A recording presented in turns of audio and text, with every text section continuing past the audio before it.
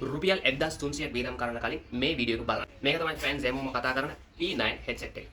අද මම රිවිව් කරන්න යන්නේ මේ P9 viral headset එක. මේක ලංකාවේ viral budget headset එක.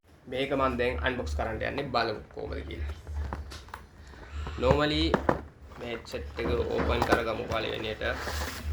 open කරාම show මේක first look එකෙන්ම normally වලට බලා ගන්න පුළුවන්. වලට premium look එකක් දෙනවා මේක. turn over කරගමු අපි මේක කලින්. මේක තමයි P9 headset එක. මගේ personal recommendation එක නම් මේක bass එක හොඳයි. normally වලට bass songs වලට නම් හොඳ experience එකක් ගන්න මේ headset එක වටිනවා.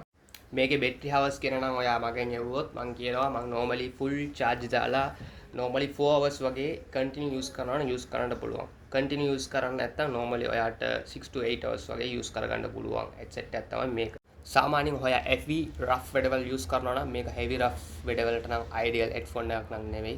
ඒත් මේ price එක බලද්දි daily use ඒ කියන්නේ music, TikTok, YouTube reels ඒ වගේම ඔයාට movie එකක් බලන්න නම් මේ price එකට මේක පට්ට වටිනවා. ඔයත් මේක use කරලා තියෙනවා නම් ඔයාගේ idea එකත් මේ comment box එකේ comment එකක් දාන්න අමතක කරන්න එපා. මේ වගේ reviews බලන්න follow පාරක් දාගෙන යන්න.